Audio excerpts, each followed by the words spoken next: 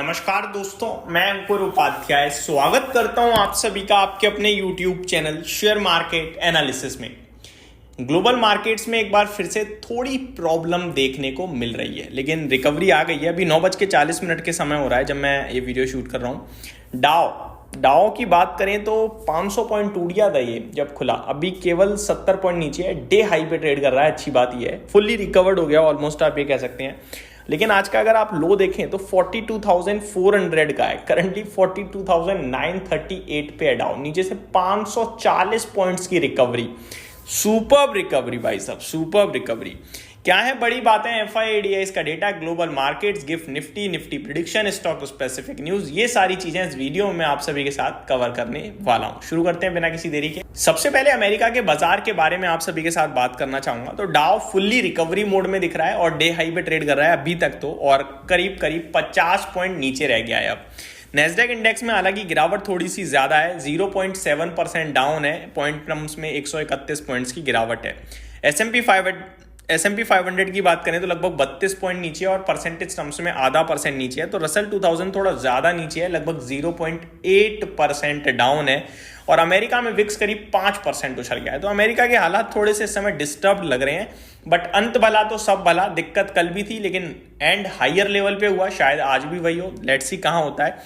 European markets की बात करें तो फिट्सी 0.8% डाउन है, लेकिन डैक्स कल 3.5% ऑलमोस्ट भागा है और आज फिर से 1.3% ऊपर है। तो ये जर्मनी के बाजार नहीं रुक रहे हैं जो ऑटो से टैरिफ हटाए, उसकी खुशी बहुत ही तंगड़ी है। कैक में देखा जाए तो 1.5% की यहां भी तेजी दिख रही है। सब भूल जाओ, हैंग सेंग देखो, चाइना का बाजार, ये जंग तैयार करते हैं भाई साहब, ये पीछे हटने वालों में से नहीं है। एक बार फिर 3.25% की रैली दे रहा है हैंग सेंग का मार्केट। जापान की बात करें तो निकाई में भी 0.5% की तेजी देखने को मिली है। तो कोरिया में भी करीब 0.5% की तेजी देखने को मिली है। तो एशिया पैसिफिक अच्छा माहौल था। निफ्टी पे आ जाता हूं दोस्तों बिना किसी देरी के। आज एक्सपायरी थी, खत्म हो गई। Recovery, bounce back, short covering जो होना था हो गया। अब मैक्सिमम एनालिस्ट, टेक्निकल एनालिस्ट जो हैं, अगर आप उनकी रिपोर्ट पढ़ोगे तो वो ये कह रहे हैं कि 22,900 तक ये शॉर्ट कवरिंग या ये बाउंस बैक, पुल बैक जा सकता है। अरे छोड़ो यार, कहां तक जाएगा, कहां तक नहीं जाएगा।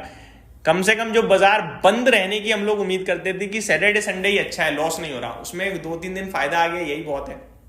ये वीक मेरे हिसाब से अच्छा गया है, इन्वेस्टर्स की रिकवरी हुई है। आप इतना समझ लो, बाजार बढ़ेगा, पोर्टफोलियो बढ़ेगी, स्टॉक स्पेसिफिक एक्शन रहेगा।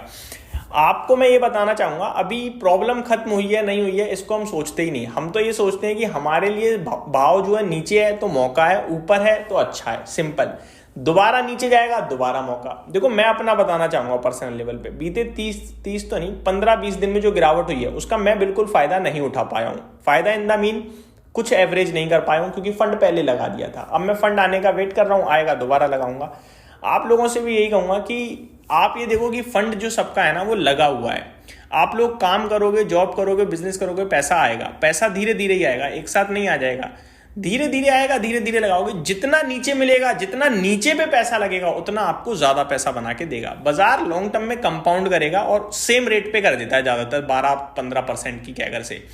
अब जितना समय आपको तोटा मिल जाए उतना आपके लिए अच्छा मौका है, क्योंकि बढ़ तो इसने जाना ही है। हमने इतिहास देखा हुआ है, हम अपनी कंट्री पे भरोसा रख सकते हैं। अब शॉर्ट टर्म को वापस से आते हैं, लॉन्ग टर्म को थोड़ी देर के भूलते हैं। शॉर्ट टर्म की बात करें तो 22,550 पे जो हमारी क्लोजिंग आई है आज, स्पेसिफिकली 544 पे, मेरे को लगता है नीचे 22,300, 350 ठीक है, अच्छा दिखेगा। आज का जो लो है 22,250 स्पेशली, ये सपोर्ट का काम कर सकता है। बाकी हमारा सपोर्ट इस समय कुछ भी नहीं है, तेजी में चल रहे हैं, शॉर्ट कवरिंग में चल रहे हैं। अभी तक तो शॉर्ट कवरिंग हो गई, अब फ्रेश बाइंग आएगी क्या, ये देखना बड़ा इंपॉर्टेंट होगा। अगर आएगी तो और ऊपर जाएंगे हम। अब फ्रेश बाइंग का इंतजार है बस, एक बार फ्रेश बाइंग और दिखने लगे तो फिर तो सोने पे सुहागा हो जाएगा। सेलिंग तो थोड़ा कंट्रोल में आ रही है, ऐसा हम कह सकते हैं। अब आते हैं FIIDIS के डेटा पे। तो एक बार फिर से DIIs थोड़े से शांत पड़ गए हैं, रिटेल उछल जाता है। ये तो वैसे आज तो शॉर्ट कवरिंग थी, किसी की खरीदारी नहीं है। FIIs आज फिर से 2,377 करोड़ की सेलिंग करके गए हैं और DIIs 1,617 करोड़ की बाइंग करके गए हैं। तो बाइंग थोड़ी छोटी है, सेलिंग थोड़ी ज्यादा है आज FIIs की तरफ से। तो अगर आप FIIs थोड़ा मूड बदल लें और उठाने लगें, क्योंकि बैंक ऑफ अमेरिका, जेफरीज, ये तो बड़े ब्रोकरेज फर्म्स की रिपोर्ट आई है भारत पे, पॉजिटिव आई है। उन्होंने कहा कि अब भारतीय बाजार एवरेज वैल्यूशन के हिसाब से सस्ते हैं, खरीदने के मौके हैं, निफ्टी पे 25,000 के टारगेट्स भी दे रहे हैं। तो ये सब चीज़ें देखने के बाद ऐसा लगता है कि एफआईज फंड मैनेजर जो है वो भी खरीदने लगे तो ज़्यादा बेटर रहेगा। तो लेट्स सी क्या होता है। बाकी गिफ्ट निफ्टी सजेस्ट कर रहा है 22,600 के ऊपर का भाव अभी। तो टेंशन फ्री रहें, बैठे रहें, बने रहें, निश्चिंत रहें, यहीं हम हैं, यहीं आप हो, ये कहीं नहीं जाएगा, पकड़ के रखना बस। स्टॉक स्पेसिफिक बात करूं तो वैसे तो मैं ऑलरेडी सारी चीजें शेयर कर चुका हूं, कुछ अपडेट शेयर करना चाहूंगा। Bitcoin to stay under pressure in the near term, JP Morgan warns. तो जेपी मॉर्गन की तरफ से बिटकॉइन पे अपडेट आते हुए दिख रही है, इंटरेस्टिंग। स्टॉक स्पेसिफिक खबरें तो हैं बट ऐसी हैं जो ज़्यादा इंटरेस्टिंग नहीं है, डिस्कस करने वाली योग्य नहीं है। मैं आपको कुछ ऑलरेडी अपडेट जो शेयर कर चुका हूँ चैनल्स पे, इधर उधर मेरे 3 चैनल हैं तो अभी मैं यही भूल जाता हूँ मैंने कौन से पे क्या अपडेट दिया। मैं एक बार पूरा रिपीट टेलीकास्ट कर देता हूँ। एक तो जेंसोल इंजीनियरिंग को लेकर मैं ऑलरेडी सारी बातें कर चुका हूँ आप सभी के साथ। क्रैश चल रहा है स्टॉक की, अभी आप अवॉइड करें, ज़्यादा बेटर है। वो मतलब ही नहीं बनता ऐसे शेयर में पैसा लगाने का और एवरेज करने का। इसमें जो लैंडर्स हैं, इरेडा, पीएफसी या फिर बंधन बैंक या आईसीआईसीआई, एचडीएफसी, कुछ लोग कह रहे हैं कि ये भी बेकार हो गया, इन्होंने पैसा लगाया है, क्या इनके लिए भी बड़ी चिंता है? तो मेरा मानना है नहीं, बहुत छोटा अमाउंट दिया हुआ है। दूसरा स्टॉक है कैस्ट्रॉल इंडिया। तो सऊदी की अरेमको जो कंपनी है वो इसमें निवेश के मौके तलाश रही है। निवेश इन द मीन एक्विजिशन की ही बात कर रही है, कुछ पार्ट या पूरा एक पार्टी कंपनी का खरीदने की बात कर रही है। तो वो एक डील हो सकती है। ब्लूमबर्ग के हवाले से कल खबर आई थी वेंसडे को, तो अभी कुछ फाइनल अपडेट आएगा तो डिस्कस करेंगे। आज सरकार ने जो टूटा चावल था, ब्रोकन राइस जो है, उस पर सितंबर 2022 में बैन लगाया था एक्सपोर्ट पे, यानी भेजने, बाहर विदेशों में भेजने के लिए।